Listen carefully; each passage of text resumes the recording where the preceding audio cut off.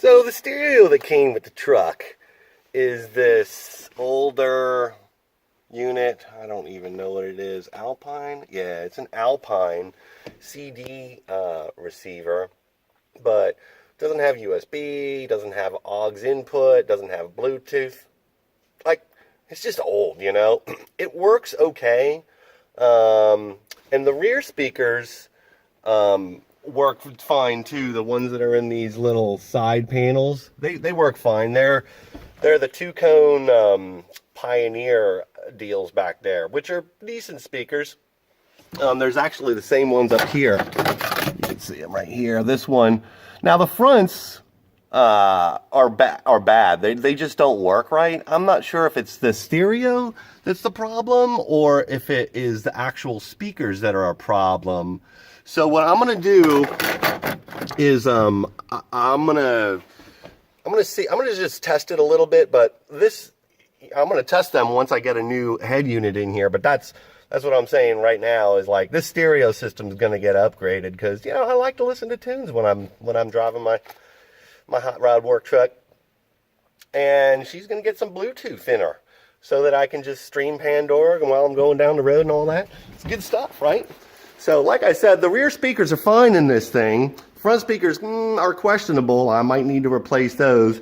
But then the one component that's missing is the subwoofer. Check this out. I picked this up off of Craigslist for $100. And oh, the story of getting it is probably just weird. You know, it's like one of those things where I don't know. Dealing with people on Craigslist sometimes is a little bit interesting, but this one worked out. $100.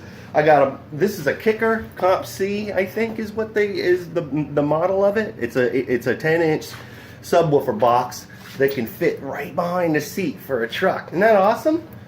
So that's cool. It's got the little things on the side there to put the wires in, and it's a ported box. You can see that down there, right? Yeah, it's ported, and then it came with other things too. It came with all these wires, right? So the power wire that goes to the battery to power to power the amplifier came with these speaker wires too. These are like really big RCA style speaker cables, kind of like, you know, big monster cable kind of stuff, and an amplifier. This is it's an SDX audio piece of shit amplifier. I don't really care how bad it is as long as it works to power the sub. And so that'll be cool. I'll probably just put this, install the subwoofer in there and run all the wiring to it, and then eventually figure out which head unit I want to get, and she'll be sounding good, hopefully. What do you mean? What are you supposed to say? I mean, whoa! Look at this. We have an amazing Bluetooth speaker that can change colors. It's way better than James's because guess what, guys? It can change colors. What is that called? Color customization. Yes, and it can go from all through the color, all of them, all of them. And we are going to set it to blue and purple. You know why? Because blue is Dad's favorite color, and purple is my favorite color. And this is us. That's right. Yes. That's right. Yes, and he's going to get it set up tonight because he can. Hopefully. I want to try and get it set up tonight. Hopefully. I got enough bits and pieces, I think, to get the rest of the system set up. I already showed you the amp. It's 1,000 watts. And so I needed an extra one of these big giant stereo fuses. Mega fuse. I thought I had one in the parts drawer. James supposed to have one, but I couldn't find it. And it was 100 watt or 100 amp anyway, so I just want to put a 50 in it. Then I got some terminals that I can attach this, 10 gauge wire to the or 8 gauge wire to the battery and stuff. Then I got some extra wire to hook up the actual like amplifier to the speaker. But that is the gem right there. Just picked it up at Walmart, $100. Just a Bluetooth Pioneer head unit. But it's Bluetooth, so that's amazing because your phone. That's all I want, man. That is all I want. I want to be able to just stream my Pandora, listen to some freaking metal than anything. or whatever. Not metal. Yeah, metal. Let me jamming the bass tunes. Remember when you tricked me with Lamb of God? What? What did I do? You were like, have you ever heard of Lamb of God? It's so loud. Look, it's Lamb of God. And so we put on the And it's stage like, and it was just like, Dad! Yeah, I probably said something like, oh, Lamb of God is beautiful music. It's beautiful. Exactly what you said.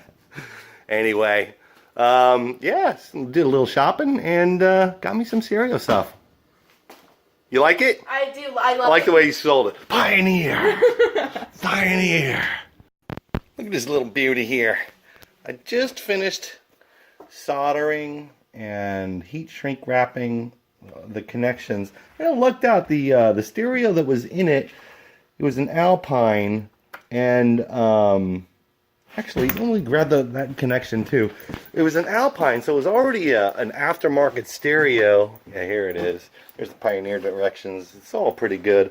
This is the plug that goes into the Alpine, and I looked up the manual online just to make sure that the colors on this, you know how it plugged into the existing harness. Which is what he did was he have this other plug here. This is what goes to the truck side, and it plugs into the GM wiring harness. This is an aftermarket part that he had already kind of spliced into. You can see he's got his splices on there, big old honking heat shrinks on those things. I got a little tiny ones because, well, I didn't have much heat shrink left, so I had to chintz. But they're all covered, everything's soldered and it's all good. But like, man, I thought I was gonna luck out. Like the connector is exactly the same. It's exactly the same. I was like, oh man, maybe I could just plug it in and it'll work. Nah, these wires are they're going to different ports on the little plug. So I used the Pioneer one and I just spliced it into the harness that he had already had on there. Well, there's my solder gun and my heat gun. And this is what I used to just kind of solder on. But I got the stereo as a head unit also installed in the dash. I mean, it's not in the dash in the car or in the truck or anything like that. But it's mounted in the in the panel that it sits in, and it's nice and tight and everything. Looks pretty good. It'll look like that. Which actually looks better than the last stereo. The Alpine, he had seat set back all the way against the inner rim here, and so this bevel, this gauge bevel or this outside bevel here was kind of sunk in, and it didn't really look all that great. So I mounted it out a little bit further, and I think that's gonna look just fine in there. Yeah. But so yeah, I have all the regular wires going through the regular GM harness adapter, except for the blue wire. The blue wire that goes to the subwoofer to tell it, or the amplifier, I'm sorry, for the sub to tell it to turn on. I'll probably show a little bit more of that when I get out to the garage pretty soon here, because I think it's pretty close to getting ready to fire it up. Unpausing. Oh yeah.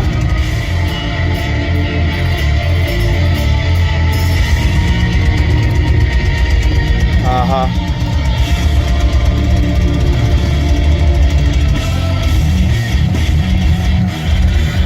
Yes.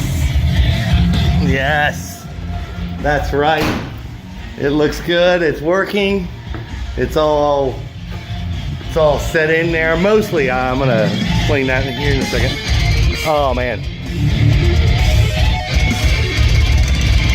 nice. Anyway, what we got here is the amplifier. I mounted it up on the rear wall there, right next to the subwoofer, and it's a pretty good spot. I just kind of got it in there with some, oh yeah, there's just some sheet metal screws in there. You see that? And down the bottom too. And then you see the wires are coming up I've got it positioned kind of sideways. If you notice, it's sideways because I wanted to be able to like get to these things on the top if I ever really need to adjust it. But I was playing around with the settings and I've got it set to where it's pretty good. And the head unit itself has a subwoofer volume control on it, so I can.